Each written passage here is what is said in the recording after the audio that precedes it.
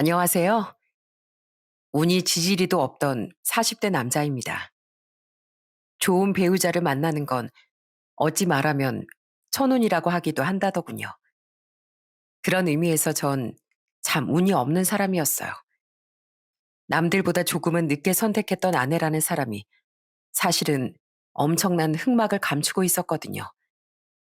원래 보고서를 쓰거나 업무적 문서를 작성하는 것 외엔 글재주가 없는 편인데 그래도 제 이야기를 한번 공유해보고자 그때의 사연을 적어보게 됐습니다. 부디 끝까지 귀 기울여 잘 들어주시길 바랍니다. 전 감사하게도 부모님이 좋은 머리를 물려주신 덕에 어릴 적부터 공부를 잘했습니다. 그 공부라는 재능을 놓지 않고 열심히 갈고 닦은 덕에 전 우리나라에서 손에 꼽히는 명문대도 졸업했어요. 제가 대학에 입학했을 때, 그리고 졸업 후 대기업에 당당히 합격했을 때 부모님은 자랑스러워서 눈물까지 흘리시더군요. 장하다 우리 아들. 정말 장해. 넌 우리 자랑거리야. 두 분은 동네에서 꽤 소문난 양대창 가게를 함께 운영하셨는데 가게 현수막까지 걸어놓으시던 통에 많이 쑥스럽기도 했어요. 그렇다고 부모님이 평범한 직장인이었던 여동생을 차별하거나 하신 건 아닙니다. 저와 가끔 투덕거리기도 하는 평범한 남매 사이였던 동생은 부모님에겐 애교 만점 귀한 막내딸이었어요. 두 분은 저와 그런 동생을 똑같이 사랑해 주셨죠. 전 이렇게 화목한 저희 가족을 너무 사랑했어요. 시간이 흘러 동생은 일에만 매달려 살던 저보다 먼저 사람 좋은 매제와 결혼했습니다. 두 사람은 사랑스러운 조카도 하나 낳으며 엄청난 인꼬 부부가 됐죠. 항상 든든히 동생을 응원해주는 매제 덕분인지 동생은 늘 밝고 씩씩했어요. 다니던 회사가 힘들어져 권고사직을 당했을 때도 오래도록 재취업하지 못하던 시기에도 항상 말입니다. 결국 동생은 취업을 포기하고 부모님의 제안으로 부모님 가게에서 함께 일하게 됐는데요. 어찌 보면 속상할 법도 하건만 동생은 그때도 씩씩하게 이러더라고요. 오갈 곳 없는 이 딸 직원으로 받아주셔서 감사합니다. 어마마마, 아바마마, 이 한 몸 바쳐 열심히 일하겠습니다. 그렇게 함께 어려움도 헤쳐나가는 동생 부부가 정말 보기 좋았어요. 저도 좋은 사람을 만나면 꼭 저렇게 행복한 가정을 꾸리고 싶다고 생각했죠. 그랬던 전 나이 40에 드디어 너무 좋은 여자를 만나 연애를 시작하게 됐어요. 여자친구는 평범한 직장인이었는데 참 똑부러지고 사랑스러운 사람이었습니다. 크진 않아도 저와 만남을 시작한 시기에 이직했다던 회사에서 꽤나 인정도 받던 사람인 것 같더라고요. 찾는 사람이 많아 참여하는 프로젝트도 많은지 여자친구는 늘 회사 일로 바빴어요. 야근도 잦고 가끔 주말 출근도 할 정도로요. 그래서 다른 연인들보단 자주 못 만나긴 했지만 저도 일을 중요시하는 사람이었으니 그런 여자친구를 충분히 배려해줬습니다. 오히려 일의 열정적인 모습이 더 멋있어 보였죠. 그런 여자친구는 자기를 한결같이 이해해주는 제가 좋다며 먼저 청혼까지 해주더군요. 그렇게 우린 기쁜 마음으로 결혼을 준비하기 시작했어요. 오메, 청민이 네가 드디어 며느리를 데려오는구나. 오매불망 제 결혼을 기다리던 부모님은 제 여자친구를 보고 굉장히 좋아하셨습니다. 그건 처가 식구들도 마찬가지였어요. 아이고, 우리 사이될 총각이라고 생각하니 내가 눈을 떼지 못하겠네. 여보, 그러다가 우리 사이 부담돼서 다시 도망가겠어. 남자엔 관심도 별로 없던 수연이가 지금을 놓치면 또 언제 결혼한다는 소리를 하겠어? 그때만 해도 처가 식구들도 참 좋은 분들이었습니다.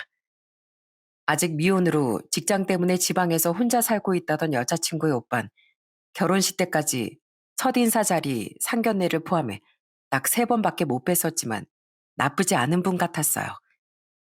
무엇보다 장인 장모님이 저를 아주 반겨주셨죠. 여자친구가 나이 30에 마지막으로 연애를 끝낸 뒤 일에만 파묻혀 살아서 걱정했다며 어찌나 제게 고맙다고 하셨는지 몰라요. 그렇게 순조롭게 결혼 준비를 하며 우린 결혼식 일주일 전에 미리 신혼집에도 입주했습니다. 아무래도 제가 여자친구보다 벌이가 훨씬 좋고 그만큼 모아둔 돈도 많다 보니 제가 한 아파트에 신혼집을 마련했었어요. 약간의 부모님의 도움과 대출도 조금 받아서요. 아내는 혼수를 마련해왔죠. 그때부터 우린 미리 호칭도 여보 당신으로 바꾸며 잔뜩 신혼 기분을 냈답니다.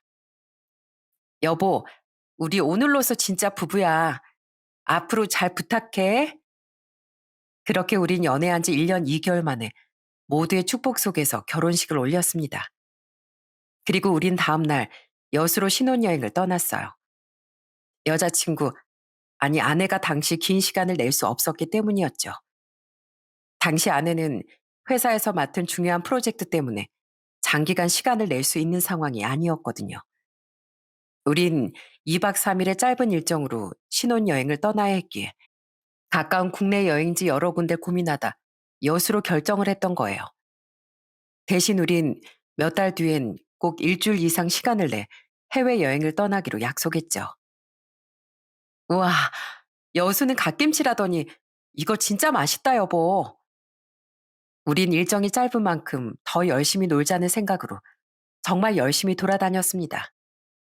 아쿠아리움도 가고 늦은 점심으론 백반집에 가서 기가 막힌 여수의 명물 갓김치도 먹었죠. 그리곤 케이블카를 타고 여수 바다를 구경도 하다 전망대에 올라 돌산대교도 감상했어요. 비록 여름이라 해가 길어 돌산대교의 제대로 된 야경까지 구경하지 못했지만 이제 막 결혼한 신혼부부가 뭔들 좋지 않았겠습니까? 전망대에서 아쉬웠던 밤 풍경은 저녁 식사 후 밤바다를 보며 충분히 채워줄 수 있었어요. 여수 밤바다, 이 조명에 담긴 운치 좋은 여수 밤바다를 보며 그렇게 노래도 흥얼거리고 정말 완벽한 날이었습니다. 마지막으로 우린 호텔로 돌아가기 전 여수의 또 다른 명물이라던 낭만 포장마차 거리로 향했어요. 그곳에서 돌문어 삼합과 딱새우회, 소주도 한잔하며 끝까지 좋은 시간을 보냈죠. 우리 내일은 돌게장 먹으러 가자. 그리고 우리 앞으로 아이는 몇이나 낳을까? 아무래도 나이가 있으니까 아이 계획은 서두르는 게 좋겠어. 그치? 당신이 능력 있으니까 나 당신만 믿고 애도 한 셋쯤 순풍순풍 낳는다. 우린 다음 날에 대한 얘기도 하고 미래 계획도 세우며 즐겁게 술자리를 이어나갔습니다. 너무 기분 좋은 날이라 테이블 위에 소주병은 하나둘 쌓여갔죠. 그런데 딱 하나 아쉬웠던 건 아내가 화장실만 갔다 하면 함흥 차사였다는 거예요. 한 번 가면 15분, 한 번 가면 또 20분. 그렇게 아내는 4-5번을 반복하더라고요. 그렇게 화장실을 오고 갈 때마다 휴대폰을 꺼내고 집어넣는 것이 누구와 연락을 하고 있는 것 같아 저는 궁금함에 물었습니다. 아, 친구들이 계속 전화가 와가지고 미안해. 어제 결혼식 못 온 친구들이 뒤늦게나마 축하한다고 연락을 자꾸 하지 뭐야. 그리고 미안한데 급한 업무도 좀 검토해달라고 회사에서도 연락이 왔어. 이 밤에? 어, 알잖아. 지금 프로젝트 한창 정신 없는 거. 당장 내일 아침까지 검토 끝내고 결정해야 되는 건이라서 다들 퇴근도 못하고 있대. 미안해서 더 전화를 못 끊었어. 많이 기다렸지? 괜찮아. 어쩔 수 없지 뭐. 들어보니 나름대로 이유가 있어 이해했습니다. 그때만 해도 전 아무런 의심도 하지 못했죠. 그렇게 자주 자리를 비우던 아내를 기다리며 지루했던 전 혼자 소주를 홀짝홀짝 많이 마시게 됐어요. 그러다 보니 취기가 아주 얼큰하게 올라오더라고요. 저만큼은 아니어도 아내도 꽤 술기운이 올라온 것 같아 우린 기분 좋게 자리를 마무리하고 호텔로 돌아왔습니다. 그런데 아내는 발목을 삐끗한 건지 호텔 프론트 근처에서 우당탕 넘어지더군요. 고객님, 괜찮으세요? 여보, 괜찮아? 당신 술 많이 취했나 보다. 아, 네네. 괜찮습니다. 나 괜찮아, 여보. 술은 그렇게 많이 안 취했는데 걸음을 잘못 디뎠나 봐. 아, 창피해라. 다행히 아내는 다친 곳 없이 멀쩡했습니다. 감사하게도 놀란 프론트 직원분까지 달려나와 아내의 상태를 살펴주셨죠. 직원분은 혹시 모른다며 파스도 챙겨주시더라고요. 그렇게 우린 감사한 마음으로 파스를 받아 숙소로 올라왔어요. 그날 전 서울에서 여수까지 장거리 운전과 술기운까지 겹쳐 너무 피곤했습니다. 게다가 원래 술버릇 또한 잠에 취해 뻗어버리는 거라 눈꺼풀이 너무 무겁더군요. 여보, 다 씻었으면 얼른 자. 내일 일출도 보러 가려면 일찍 자야지. 나도 씻고 나오면 바로 자려고. 저 다음으로 씻으려던 아는 웃으며 제게 먼저 자라고 말해줬습니다. 그래도 첫날 밤이니 미안했던 절 배려해 준 거죠. 그 말을 듣자마자 저는 고맙다고 말하며 바로 기절해 버렸어요. 그리고 다시 눈을 떴을 때 시간을 보니 약 2시간쯤 지났더군요. 저는 원래 뻗으면 아침까지 잘 못 일어나는 타입인데 아마 잠자리 환경이 바뀌어서 온전히 숙면을 취하지 못한 것 같더라고요. 여보, 수연아, 얘가 어디 갔지? 그런데 아무리 불러도 아내가 보이지 않더라고요. 객실 불은 켜져 있는데 아내는 아무 데도 보이지 않았습니다. 편의점이라도 갔나 싶어 전화해봤지만 받지도 않았죠. 놀란 전 아내를 찾으러 호텔 밖으로 나가봤어요. 하지만 아무리 주위를 찾아봐도 아내는 보이지 않았습니다. 이게 대체 무슨 일인가 싶었고 아까 넘어진 아내를 떠올리니 역시나 술이 취해 있던 상태였던 것도 같아 너무 걱정이 되더군요. 저는 지푸라기라도 잡아보려는 마음에 다시 호텔로 돌아가 아까 그 프론트 직원분께 여쭤봤어요. 안녕하세요. 혹시 저 기억하시나요? 아, 네, 그럼요, 고객님. 저기, 그럼 혹시 제 아내 못 보셨어요? 잠깐 잠들었다 일어나 보니 아내가 없더라고요. 술도 좀 취한 상태인 사람이 갑자기 없어져선 제 전화도 안 받네요. 주위를 찾아봐도 없고요. 나갔으면 분명 여길 지나갔을 텐데요. 저는 다급해서 빨라지기까지 한 말투로 직원분께 물었습니다. 그런데 직원은 모른다고 대답하긴 했지만 티나게 곤란한 표정이더군요. 그 직원이 뭔가 아는 건가 싶어 계속 캐물었지만 직원은 계속 대답을 피하는 것 같았어요. 결국 전 아내가 너무 걱정되는 마음에 경찰에 신고라도 하겠다고 말했습니다. 아무래도 걱정돼서 안 되겠어요. 경찰에 신고 좀 해주시겠어요? 아니다. 그냥 제가 직접 할게요. 경찰이요? 예. 이 밤에 낯선 곳에서 이렇게 연락도 안 되는 건 분명 무슨 일이 생긴 거예요. 그렇지 않고서야 이 밤에 갑자기 어디로 잠적했겠어요? 잠깐만요. 그제야 직원은 곤란한 표정으로 우선 저를 말리더군요. 그리고 니네 한숨을 쉬더니 아내에 대해 말해주더라고요. 원래 투숙 고객님에 대해 함부로 이야기하면 안 되는 법이라 말씀드리기 어려웠는데요. 그냥 말씀드릴게요. 가뜩이나 고생 많은 경찰분들을 괜한 고생시키면 안 되니까요. 경찰까지 오는 소란을 원하지도 않고요. 아내분, 아까 전에 웬 남자분이랑 나가셨어요. 네? 남자요? 네. 그 남자분이 호텔 로비에서 한참을 서성이고 있었는데 아내분이 아까 전에 내려와서 그분을 거의 끌고 가듯 데리고 나가시더라고요. 미리 말씀드리지 못해서 죄송합니다. 그 직원의 이야기에 저는 더욱 혼란스러워졌습니다. 처음 와본 이 여수에서 아내가 아는 남자가 어디 있단 말인가요? 우선 고맙다고 말한 전 피어오르는 불안감을 애써 누르며 다시 아내를 찾기 시작했어요. 이번엔 더 멀리까지 나가 전 이곳저곳을 샅샅이 뒤지고 다녔죠. 그렇게 10분 정도 더 찾아다녔을 때 멀리서 웬 고성 방가 소리가 들리더군요. 그 소리를 따라 가까이 다가가 본 전 경악을 하고 말았습니다. 그곳엔 호텔 직원의 말대로 정말 아내와 웬 남자가 마주보고 서서 말다툼을 벌이고 있더라고요. 제가 무엇보다 경악했던 건 그 대화 내용이 가히 충격적이었기 때문이었어요. 여기까지 찾아오면 어떡해. 진짜 사람 피 말릴 일 있어? 내가 연락하지 말라고 했지? 우리 헤어졌잖아. 헤어졌는데 신혼여행지까지 찾아오면 어떡해. 소름 돋게 서울에서부터 여기까지 날 미행까지 해서. 헤어져? 넌 혼자 헤어지냐? 세상에 다른 남자랑 결혼하기 이틀 전에 이별 통보하는 사람이 어딨어? 어떻게 나한테 결혼한단 말도 없이 날 속일 수가 있냐고. 우리 무려 6년을 만났어. 근데 어떻게 날 감쪽같이 속이고 다른 남자랑 양다리를 걸쳤어? 아무리 내가 네 기준에 능력이 부족하다고 해도 그렇지. 어떻게 돈 때문에 날 이렇게 버릴 수가 있어? 어? 글쎄 돈이든 뭐든 난 이미 결혼했잖아. 근데 이제 와서 뭐 어쩌라는 거야? 들어보니 그 남잔 아내의 전 남자친구 같았는데 그 남자의 말에 의하면 아내는 절 만나는 동안 그 남자와 바람을 피운 것 같더군요.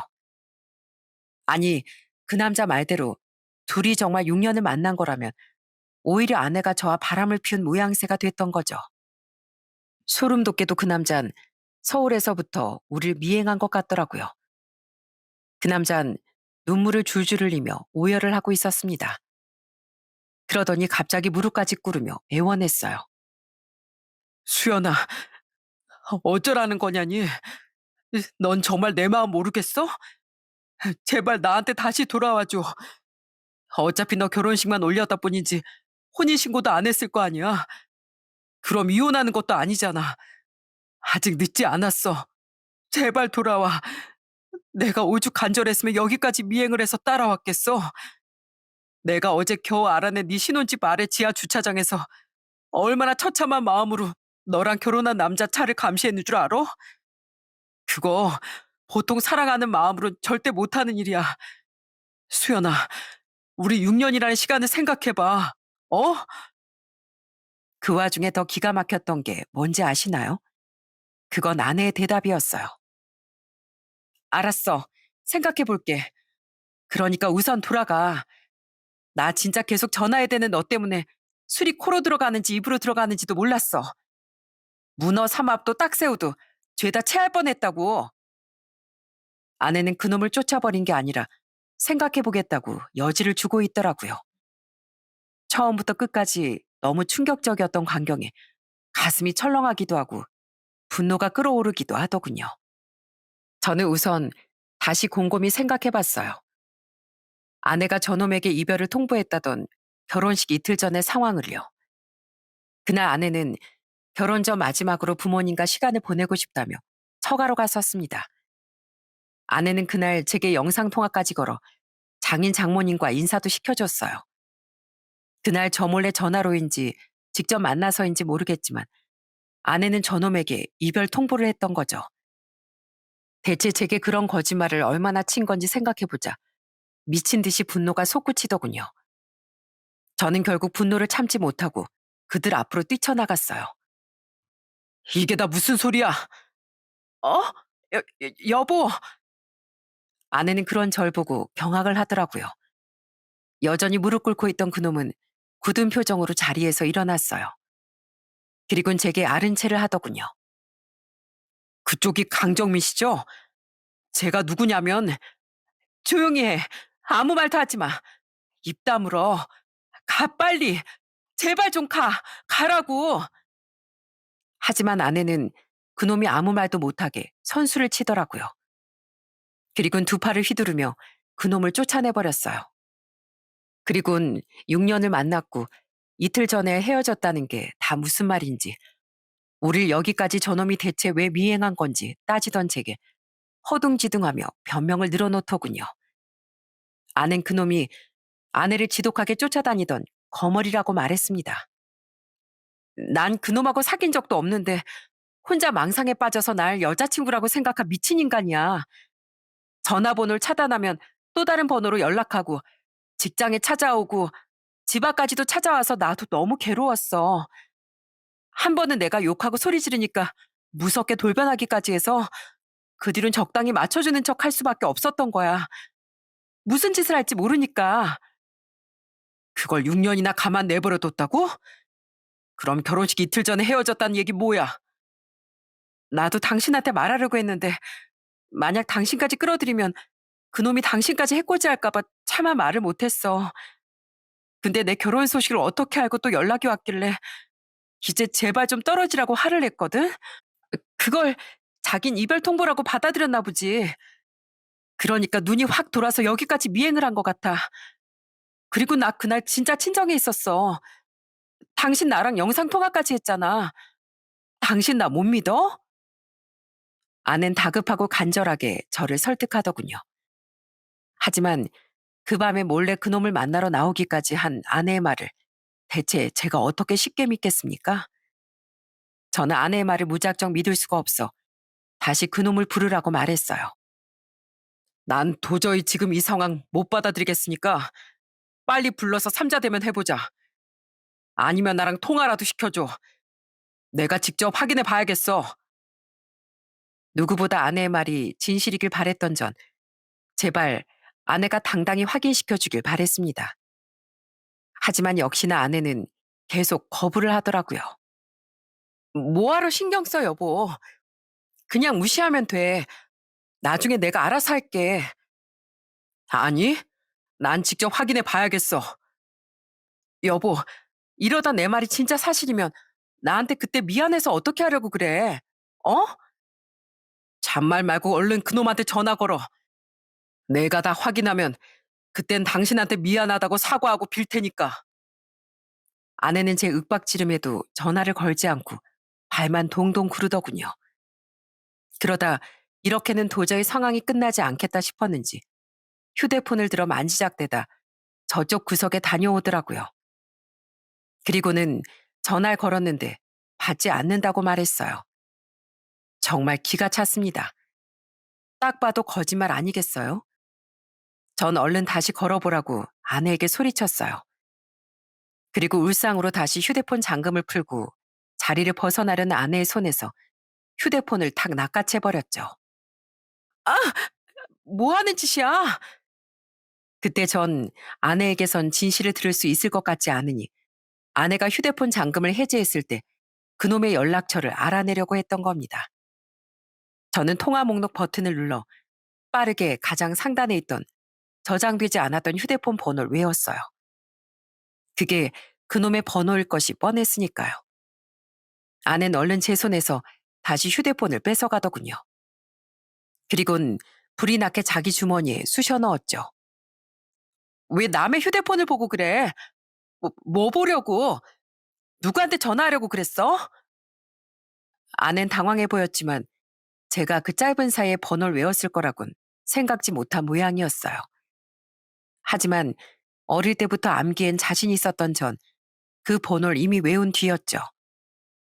전 머릿속으로 다시 한번 그 번호를 곱씹은 뒤 냉소적으로 아내에게 말했습니다. 끝까지 이 상황 나한테 설명 못하겠다는 거지? 지금부터 내가 마지막으로 너한테 기회 줄게. 딱 10분 줄 테니까 당장 그놈을 부르든 전화를 걸든 해. 그래서 나한테 네 말이 맞다는 거 증명하라고. 그러지 못하면 난 이대로 대리 불러서 서울로 갈 거야. 뭐? 여기서 서울까지 거리가 얼만데 대리를 불러? 지금 그깟 돈이 중요해? 내 인생이 갈림길에 놓여 있는데 계속 쓸데없이 말 빙빙 돌리지 말고 그놈한테 얼른 전화하라고. 아깐 그냥 전화도 안 걸고 생쇼한 거 다 아니까. 결국 아내는 발만 동동 구르며 그놈에게 전화를 걸지 못했습니다. 10분이 지나자 전 주저없이 호텔로 돌아왔어요. 그리곤 그대로 짐을 싸서 대리를 불러 서울로 와버렸죠. 소리치며 절 붙잡던 아내를 뿌리치고요. 대리비가 어마어마하게 나왔지만 제 인생을 구한 값치곤 싸다고 생각하기로 했어요. 그렇게 신혼집으로 돌아온 전 오자마자 비밀번호부터 바꿔버렸죠. 어차피 제 집이니 절대 아내를 들이지 않을 생각으로요. 여보, 제발 이 문 좀 열어봐. 나랑 다시 얘기 좀 하자. 난 할 말 없어. 그러니까 돌아가. 이거 다른 집의 민폐야.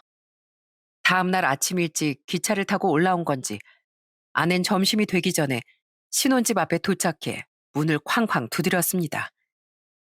하지만 전 우선 아내와 얘기할 생각이 전혀 없었어요. 아내가 하는 말은 하나도 신뢰가 가지 않았으니까요. 밖에서 1시간가량을 쾅쾅대던 아내는 결국 훌쩍이는 소리가 들리더니 사라졌더군요. 전 아내가 가자마자 기억해둔 번호로 전화를 걸었어요. 역시나 그 번호는 그 남자의 번호가 맞았더라고요. 저 강정민이란 사람입니다. 그쪽은 어제 임수연, 제 아내랑 같이 있던 사람 맞죠? 네, 맞습니다. 서영진이라고 합니다. 우리 남자끼리 만나서 대화 좀 나누죠? 나도 그쪽한테 할 말이 있을 것 같고, 그쪽도 나한테 할 말 많을 것 같은데, 그쪽도 억울해 보이더라고요. 맞죠? 그러니까 수연이한테 얘기하지 말고, 둘이 잠깐 만납시다. 그렇게 저와 그 남잔 잠시 뒤 한 카페에서 얼굴을 마주하게 됐습니다. 정말 어색하더군요. 전 아이스 커피로 타는 목을 축인 뒤 먼저 입을 뗐어요. 자, 말씀해 보세요. 왜 어제 거기까지 우릴 따라왔는지, 6년을 만났다는 말, 그리고 결혼식 이틀 전에 헤어졌다는 말이 다 무슨 말인지요? 저는 그 남자에게 아내에게 처음 물었던 것과 똑같은 질문을 했던 거예요. 그 남잔 선뜻 대답하기 힘들었는지 뜸을 들였습니다. 저는 답답한 마음에 다시 말했어요. 입만 다물고 있는다고 상황이 나아집니까? 어제 내 아내 말론 그쪽이 6년 동안 내 아내를 일방적으로 따라다니고 괴롭혔다더군요. 내 아는 그쪽을 아주 거머리 같은 놈이라고 비하했어요. 들어보니까 이건 고소를 해야 할 수준이던데. 그럼 나 내 아내 말만 믿고 그쪽 고소라도 해볼까요? 그래도 그렇게 입 다물고 있을 거예요? 제 말에 그 남자의 표정은 괴로운 듯 일그러지더군요. 그리곤 앞에 놓인 커피를 벌컥벌컥 마시더니 그제야 진실을 말하기 시작했어요. 수연이가 절 그런 정신 나간 놈 취급했다고요? 그 거머리요? 그건 절대 사실이 아닙니다. 우리 6년 동안 만난 사이 정말 맞아요. 그 남잔 제게 6년간 아내와 찍은 사진 전부를 보여주더군요. 심지어 그 남잔 아내와 둘이 사이좋게 하하호호하는 영상도 전부 보여줬어요. 이건 누가 봐도 일방적인 사이가 아니라 다정한 연인의 모습이더라고요.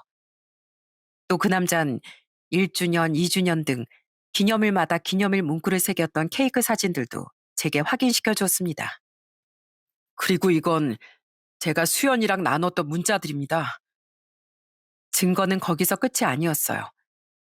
그 남잔 정말 아내와 제가 사귀던 기간에 그 남자 아내가 나눴던 보고 싶다, 오늘 저녁엔 와인에 파스타 먹자, 오늘은 형진이 너희 집에서 치킨에 맥주 마시자 등등 아주 깨가 쏟아지는 문자들도 다 확인시켜 주더군요. 아내가 이별을 통보한 후 그 남자가 아내에게 매달리던 수많은 문자까지 전부 다요. 끝까지 친정에 있으면서 그 남자와는 전화만 했었다던 나는 결혼식 이틀 전 그 남자를 만나러 나갔던 게 맞았어요. 아내는 그날 치밀하게 제게 영상통화로 알리바이까지 만들어둔 후 그 남자를 만나러 갔던 거죠. 이렇게 그 남자의 말은 모두 사실이었고 아내가 제게 한 말은 다 거짓말이었던 겁니다. 그렇게 만나던 남자도 있던 여자가 제게 양다리를 걸친 것도 모자라 먼저 청혼까지 했었다니 정말 기가 막혔어요. 그 남자는 6년 동안 아내와 결혼도 하려고 했었다더군요. 근데 수연이네 집안에서 절 반대했어요. 저 같은 놈한텐 절대 수연이를 줄 수 없다고 하시더라고요.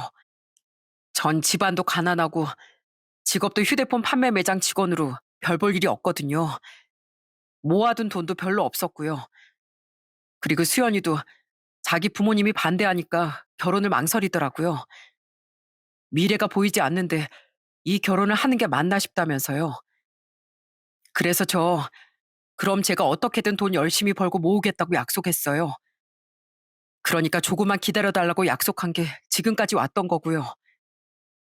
아내는 장인 장모의 반대와 더불어 현실적인 고민 때문에 그 남자와의 결혼을 망설였다더군요. 더 충격적인 건 이어진 그 남자의 말이었어요. 근데 전 수연이랑 제가 반드시 결혼할 거라고 믿었어요. 왜냐하면 수연이가 1년 반쯤 전에 임신을 했었거든요. 하지만 그때도 수연이 부모님은 결사반대를 하셨고 수연이도 지금은 상황이 아닌 것 같다고 반대해서 결국 아이를 보낼 수밖에 없었어요.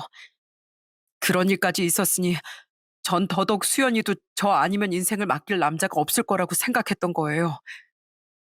근데 그 일이 있고 얼마 안 돼서부터 양다리를 걸쳤었다니 제가 얼마나 좌절스러웠겠어요. 아주 첩첩산중이었습니다. 아내는 그 남자와의 사이에서 생겼던 아이를 없애버린 전적까지 있었더라고요. 그리고서 고작 몇 달 뒤 저를 만나기 시작한 거죠. 무서워도 이런 무서운 여자가 다 있나 싶었어요. 그렇게 아이를 보내고 난 후에도 장인 장모 몰래 아내와 그 남자는 계속 만남을 이어갔다고 합니다. 아내는 그 남자와 자신이 헤어지는 일은 없다며 그 남자를 안심까지 시켰다네요. 아낸 그렇게 그동안 혼자 살던 그 남자 집까지 뻔질나게 드나들며 저와 그 남자 모두를 농락했던 거죠. 어쩐지 이직하고 얼마 안 돼서부터 갑자기 일도 너무 바빠지고 연락도 잘 안 됐었어요. 그래도 전 철석까지 수연을 믿었는데 그게 다 거짓말이었네요. 아낸 그동안 일이 바쁘다던 것도 다 핑계였던 겁니다. 제겐 일 핑계를 대고 그 남자를 만났고 그 남자에겐 같은 핑계를 대며 저를 만났던 거죠. 그러다 결혼식 이틀 전 아내는 제게 거짓말을 한 후 그 남자를 불러내 이별 통보를 했던 거예요. 눈물은 흘리고 있었지만 뻔뻔하게도 저와의 결혼까지 알리면서요. 미안한데 우리 그만 헤어지자. 나 내일 모레 결혼해. 형진이 너랑은 다르게 집이 가난하지도 않고 대기업까지 다니는 남자야. 물론 너랑 보낸 6년이라는 시간은 아깝지만 진짜 날 사랑한다면 날 이쯤에서 놔줘. 결혼할 남자보다 널 더 좋아해서 여태껏 못 헤어지고 만난 건 사실이지만 사랑이 뭐 밥 먹여주니? 난 그 남자랑 결혼해서 좀 더 풍족하게 살 거야. 그게 내 진정한 행복이야. 그 남잔 아직도 생생히 기억한다는 듯 일방적으로 이별을 통보하던 아내의 말을 떠올리며 말해줬습니다. 심지어 그때 전 그 남자의 말을 듣고 아내가 신혼여행을 갈 시간이 없었던 게 아니라는 것도 알게 됐어요. 저와 신혼여행 일정을 잡을 때까지만 해도 그 남자와 헤어질 생각이 없었던 아내는 그 남자가 의심할까봐 신혼여행 일정을 최대한 짧게 잡으려 거짓말을 했었던 거더라고요. 그걸 아내는 자기 입으로 그 남자에게 다 말을 해줬다네요. 그러니까 임수영 그 여잔 저랑 결혼하고 나서도 우리 둘 다를 속이고 그쪽을 만날 생각까지도 했었다는 거네요. 와, 뭐 이런 여자가 다 있어? 정말 기가 막혀 입이 떡 벌어졌습니다. 그땐 너무 충격을 받아 붙잡지 못했지만 뒤늦게 그 남잔 아내를 미친 듯이 잡았다더군요. 반쯤 정신이 나간 채로요.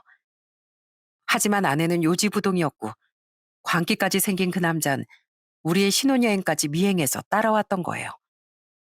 그 남잔 울면서 제게 말했어요. 그쪽 같으면 6년 동안 만났던 여자가 갑자기 다른 남자랑 결혼한다고 이별을 통보하는데 제정신일 수가 있겠습니까?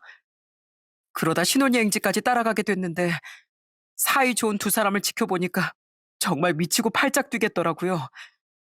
이대로는 수연이를 정말 놓칠 것 같아서요.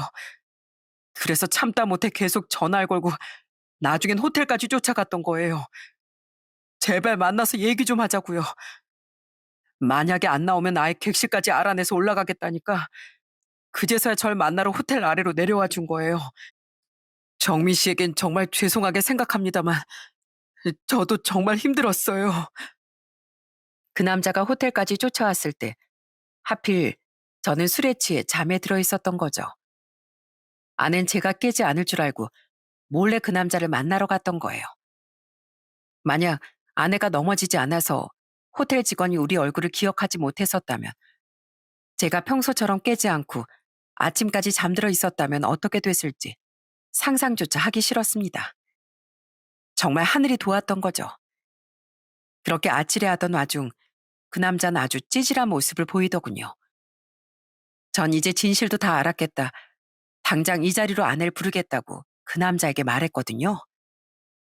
이렇게 빼도 박도 못하게 만들어줘야 더 매달리지 못할 거 아닙니까? 괜찮으시겠어요? 네, 빨리 부르세요. 그렇게 확실하게 포기가 돼야 수연이도 다시 절 봐주지 않겠어요? 그 남잔 그런 제게 오히려 빨리 아내를 부르라고 재촉하더군요. 그 남잔 그 상황에서도 아내를 여전히 붙잡고 싶어 한 거예요. 아마 제게 모든 진실을 말해준 것도 다 아내를 붙잡기 위해서였던 것 같더라고요. 이 남잔 벨도 없나 싶다가도 전 우선 아내에게 카페 위치를 알려주며 당장 오라는 문자를 보냈습니다. 그렇게 하고 싶다던 대화 지금 해. 하는 말과 함께 말이죠. 제 연락만 오매불만 기다렸는지 아내는 30분 만에 달려왔더라고요. 여보, 이제 마음 좀 풀렸어? 이제 내 말 좀 믿는 거야? 다행이야. 이대로는 친정도 못 가고 언제까지 호텔에 있어야 되나 했는데 아직 체크인 시간도 안 돼서 우선 프론트에 짐부터 맡겨놓고 어? 희- 형진아, 네가 왜 여길? 호들갑을 떨며 다가온 나는 뒤늦게 제 건너편에 앉아있던 남자를 보고 입을 틀어막더군요. 저는 그런 아내에게 차갑게 말했어요. 왔어? 이리 와, 앉아. 어떻게 둘이 같이 있을 수가 있어? 설마 어제 내 휴대폰에서 본 번호를 외웠던 거야? 어, 나 기억력 되게 좋거든. 수연아, 내가 정민 씨한테 다 말했어. 그러니까 너도 그만 애쓰고 현실을 받아들여. 뭐? 다 말했다고? 야, 서영지, 너 내가 가만히 있으라고 했더니 기어코 내 남편을 만났어? 진짜 제정신이야? 그 남자는 아내에게 자신이 제게 모든 진실을 얘기해줬다고 먼저 말했습니다. 아내는 경악을 하더니 그때부터 제게 싹싹 매달리더라고요. 여보, 내가 정말 잘못했어. 그래, 내가 당신 속인 건 맞아. 근데 내가 정에 약한 사람인 걸 어떡해. 6년이나 만난 일 한순간을 버리기도 힘들고 당신을 너무 사랑하기도 하니까 둘 다 정리를 못했었던 거야. 그러다가 여기까지 와버린 거야. 근데 결국 나 당신을 더 사랑해서 당신 택한 거잖아. 나 어차피 얘랑은 진즉 헤어지고 싶은데 못 헤어진 거였다니까? 제발 한 번만 용서해줘. 어? 그걸 지금 변명이라고 하냐? 정에 약해? 그런 인간이 끝까지 사람을 둘이나 농락하면서 우릴 저울질해? 넌 남자를 그냥 네 행복을 위한 수단으로만 본 거야. 같은 인격체로서 존중했으면 이런 짓을 벌일 수가 없어. 그리고 너 잘하면 나랑 결혼하고 나서도 계속 우리 둘 다 가지고 놀 생각이었잖아. 그래서 저 남자한테 들킬까봐 신혼여행도 짧게 다녀오려고 했던 거잖아. 바쁜 프로젝트 무슨 이 입만 열면 거짓말인 여자야. 여보, 그래 내가 다 잘못했어. 이렇게 인정할 테니까 한 번만 기회를 줘. 내가 어떻게 하면 용서해 줄래? 어? 나 뭐든 시키는 대로 다 할게. 난 네가 물구나물 서서 탭댄스를 춘다고 해도 용서할 생각 없거든? 어디서 이런 더러운 철면피가 달라붙어가지고 이제도 발뺌도 못할 테니까 포기하고 나한테 위자료 소송 당할 생각이나 해. 여보, 이건 놔. 저는 끝까지 되도 않는 변명만 늘어놓던 안을 매몰차게 버려버렸습니다. 제 팔에 매달리는 아내의 손도 세차게 뿌리친 뒤 전 자리에서 일어나 마지막으로 그 남자에게 말했어요. 그쪽은 이런 여자라도 좋다고 계속 목을 맬 생각인가 본데 잘 생각하세요. 이기적으로 자기만 생각하고 거짓말을 숨쉬듯이 하는 이런 여잔 결국 당신 인생을 망치게 될 겁니다. 어제만 해도 보세요. 결혼까지 한 여자를 미행한 것도 어떻게 보면 범죄에 가까운 일 아니겠습니까? 만약 어제 이 여자가 나랑 헤어지긴 싫고 당신도 만나고 싶다고 했다면 당신은 울며 겨자 먹기로 그렇게 했을 수도 있겠죠. 그럼 그 순간 당신은 상간남이 되는 겁니다. 이렇게 당신을 범죄자, 가해자로 만들어가는 여자가 과연 당신 인생에 정말 필요한 인간일까요? 사람은 누구나 미치게 되는 순간이 있지만 그렇다고 자기 자신까진 잃지 마세요. 같은 남자로서 해주는 충고입니다. 그 남잔 제 말에 눈물만 뚝뚝 흘리더군요. 그러거나 말거나 아내는 제게 끝까지 매달리려 들었죠. 저는 그런 그 둘을 놔두고 카페에서 유유히 걸어 나왔어요. 그리곤 집에 가자마자 당일에 부를 수 있는 용달차 업체를 불러 아내의 짐과 아내가 해온 혼수들은 전부 처가로, 그러니까 그 여자의 부모님 집으로 보내버렸습니다. 그러자 잠시 뒤 장모는 제게 불이 나게 전화를 걸더라고요. 그리고 제가 전화를 받지 않자 장인 장모는 저희 집까지 쫓아왔어요. 강서방, 역시 집에 있었구먼. 아니 이게 대체 무슨 일인가? 왜 신혼여행 가 있어야 할 자네가 갑자기 여기에 있고 우리 딸 짐은 왜 보낸 거야? 왜 수연이 얜 우리 전화도 안 받아? 우리 수연이 어디 있나? 아까 호텔 잡았느니 어쩌니 하는 걸 봐선 아마 호텔에 있거나 아니면 서영진 그 남자랑 아직 같이 있겠죠? 뭐? 서영진? 아이, 자네가 그 이름을 어떻게... 장인 장모는 제 입에서 나온 그 남자 이름을 듣고 기겁을 하더군요. 저는 그런 그 두 사람에게 신혼여행지에서부터 있었던 일을 모두 말해줬어요. 장인 장모는 얼굴이 사색이 된 채 그 둘이 여태 만나고 있었다고? 하고 중얼거리더군요. 저는 그들에게 차갑게 말했어요. 따님 앞으로 더 잘 키우셔야 되겠어요. 그리고 솔직히 두 분도 잘하신 거 없지 않나요? 장모님, 아니 아주머니 저한테 뭐라고 하셨어요? 아주머니 딸이 마지막으로 남자 만난 게 뭐? 30살이었다고요? 그 뒤론 쭉 일만 알고 살았다고요? 어떻게 모든 걸 다 알고 있었으면서 그런 거짓말을 해요? 강서봐, 그건 그냥 이 결혼이 꼭 진행됐으면 하는 마음에 우리가 오벌 좀 한 거네. 오래 사귄 연인이 있던 여자를 안 좋아하는 남자도 많다기에. 그리고 애 얘기도 사실 어떤 딸 가진 부모가 숨겨주고 싶지 않을 수 있겠나? 그래도 하셨어야죠. 최소한 진실을 얘기 못 해줄 것 같으면 그런 거짓말로까지 덮지 말았어야죠. 부모가 이렇게 뻔뻔하니 그 자식이 뭘 보고 배웠겠어요? 전 결혼하면서 피해본 금액 전부 소송에서 받아낼 거고 두 분 딸은 제 인생에서 완전히 도려낼 겁니다. 그러니까 가뜩이나 아픈 제 머리 더 아프게 하지 말고 이만 돌아가세요. 저는 복도에 세워둔 채 집에 들이지 않았던 장인 장모를 이만 쫓아내려고 했습니다. 그 와중에도 장인 장모는 끝까지 제게 매달리더라고요. 어차피 과거는 과거일 뿐 아니겠나. 강서방, 우리가 그 둘 어떻게 해서든 꼭 떼어놓겠네. 결혼한 지 얼마나 됐다고 갈라서다니 이게 무슨 개망신인가. 장난하세요? 그 둘이 헤어지든 말든 이젠 제 알 바 아니라고요. 경찰 부를까요? 그래야 가실래요? 저는 가득해진 짜증에 경찰까지 부르겠다고 선언했습니다.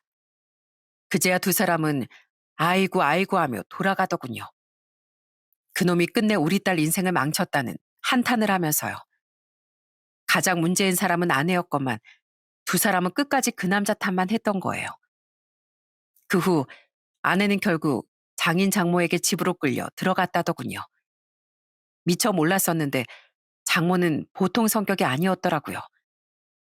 장모는 가위로 아내의 머리를 죄다 잘라버렸다네요. 아내는 제가 자신의 전화를 받지 않자 제가 아직 번호를 몰랐던 장인의 휴대폰으로 제게 전화해 엉엉 울며 그 사실을 말해줬어요. 우리 엄마가 앞으로 절대 형진이 못 만나게 하겠다고 내 머리 다 엉망으로 만들어놨어. 내 옷도 다 잘라버렸다고. 내가 미쳤어? 내 인생 완전히 꼬아버린 그놈을 다시 만나게? 진즉 그 자리에서 냅다 차버리고 왔지. 나 이 꼴로 회사는 어떻게 가? 여보, 나 이렇게 그놈 완전히 정리하고 왔고 벌도 충분히 받았어. 그러니까 제발 한 번만 나 좀 용서해주면 안 돼? 나 진짜 당신이 기라면 기고 지지라면 지지면서 복종하고 살게. 열이 받은 장모는 그렇게 해서라도 아내가 그 남자를 다시 만나지 못하게 하려고 그런 것 같았습니다. 그 와중에도 정신 못 차리고 또 매달리는 아내가 너무 경멸스러워 저는 차갑게 단답하곤 전화를 끊어버렸어요. 그 남자가 네 인생을 꼰 게 아니라 네 인생은 네 욕심이 바로 꼰 거야. 내가 정신 나갔냐? 네가 사람의 탈을 쓴 벌레라는 걸 알아버렸는데 다시 받아주게. 끊어. 이후 전 아내에게 위자료 소송을 걸어버렸습니다. 그 남자에겐 상간자 소송 같은 걸 걸진 않았어요. 어차피 소송 조건이 되지도 않았고 어떻게 보면 그 남자로 인해 제 인생을 구한 셈이니 오히려 앞으로는 제발 정신 차리고 새 출발하길 바라줬죠. 한심하게도 아는 끝까지 현실을 받아들이지 못하고 이번엔 저희 부모님 가게까지 찾아갔다더군요. 하지만 모든 사실을 듣고 분노했던 아버지의 고함과 어머니가 던진 음식물 쓰레기, 마지막으로 마침 테이블을 치우고 있던 동생이 뿌려버린 볶음밥 잔에까지 죄다 뒤집어 쓰곤 쫓겨나야 했다네요. 그 사건 이후 저희 가족은 절 많이 걱정하고 위로해 줬습니다. 오빠, 어차피 인생은 결혼이 전부가 아니잖아. 어차피 혼인신고했던 것도 아닌데 그냥 액땜했다고 생각해. 오빠한테 우리가 있잖아. 그리고 언젠간 오빠도 나랑 우리 남편처럼 천생연분인 여자를 분명 만날 수 있을 거야. 넌 네 엄장 지르는 거냐? 네 오빠를 위로를 해주는 거냐? 동생은 위로인지 자랑인지 모를 말을 제게 내뱉곤 했는데 부모님은 그런 동생을 타박하셨어요. 하지만 저는 눈물 섞인 위로보다 오히려 그런 가족의 모습에 웃음이 나서 마음이 한결 편해지곤 했죠. 그렇게 시간이 흐르긴 했지만 아직 그 사건으로부터 시간은 고작 반년밖에 지나지 않았어요. 저는 지금 신혼집으로 구했던 집은 도로 판 뒤 부모님이 도와주셨던 돈도 돌려드리고 대출금도 도로 갚았습니다. 그리고는 다시 부모님의 집에 들어와 살고 있어요. 그때 상처가 크긴 했지만 전 그래도 서서히 상처를 치유하고 평범한 일상을 보내고 있답니다. 모두 다 절 따뜻하게 염려해 주신 부모님과 내심 절 걱정해 자주 찾아와 주는 동생 부부의 위로 덕분이죠. 비록 너무 짧았던 결혼은 억울하게 실패했지만 아직 제겐 절 그렇게 위해주는 소중한 가족들이 잔뜩 있으니 전 앞으로도 힘내서 씩씩하게 살아가려고 해요. 아내, 그러니까 그 여자의 근황을 지금은 알지 못합니다. 그 여잔 제게 차이고 나서도 한동안 계속 번호를 바꿔대며 제게 연락을 해댔었어요. 그 남자가 자기를 쫓아다녔다고 그렇게 거짓말을 하더니 그 여잔 딱 거짓말 속 그 남자처럼 회사 앞까지 쫓아와 제게 매달리더라고요. 정말 철면피한한 대단한 여자였죠. 나중엔 집착과 괴롭힘으로 고소까지 한다고 으름장을 놨더니 그제야 그 여잔 찾아오기를 포기하더군요. 그게 2달 전의 일인데 제발 앞으로는 찾아오지 않길 간절히 바라고 있어요. 한편 저와 같은 피해자였던 그 남잔 다행히 마음을 정리한 것 같습니다. 사건으로부터 1달 뒤 그 남잔 제게 이런 문자 한 통을 보내왔더라고요. 1달 동안 수연이에게 많이 매달리면서 또 한편으론 그쪽 조언도 열심히 곱씹어 봤습니다. 그리곤 덕분에 정신 차렸어요. 더 이상 수연이로 인해 제 인생을 좀먹히기 전에 전 이만 부모님이 계시는 고향으로 내려가려고 합니다. 이미 이삿날도 잡아놨어요. 가서 뭘 해먹고 살든 수연이를 잊고 다시 시작해 보려고요. 정신 차리게 해주셔서 감사합니다. 꼭 정민 씨도 행복해지세요. 죄송하고 감사했습니다. 잠시 방황하긴 했어도 본성은 제대로 된 남자였었나 보다 하는 생각이 들었습니다. 제게 감사와 사과 인사까지 하는 걸 보면 말이죠. 때문에 저 또한 그 남자처럼 그 남자가 부디 앞으론 상처를 잘 치유하며 잘 살길 바래줬어요. 아내는 이렇게 욕심을 부리다 결국 이도저도 못하고 낙동강 오리알 신세가 됐습니다. 그런 그 여자처럼 이기적이고 탐욕스럽게 굴다 보면 결국 가진 것조차 잃어버리는 법인 것 같습니다. 그렇죠, 여러분? 사실 사연을 쓰며 뭐라고 지칭해야 할지 애매해 계속 아내라는 표현을 썼었는데요. 따지고 보면 혼인신고를 한 것도 아니고 철천지 원수나 다름없어진 그 여자를 전 잠시나마 아내였다고 생각하기도 싫었어요. 여러분, 혹은 여러분의 자녀들은 저처럼 무서운 일을 당하지 마시고 꼭 매사에 더욱 신중을 기하셨으면 좋겠습니다. 작정하고 속이려 드는 사람을 알아채고 대처하긴 힘든 법이지만 제 사연이 여러분이 조금이라도 더 신중해지시는데 일조할 수 있었으면 좋겠네요. 그럼 전 여기서 이만 이야기를 마치겠습니다. 제 사연 끝까지 함께 해주셔서 감사드립니다. 모두 을사년 새해 복 많이 받으시고 항상 행복하세요.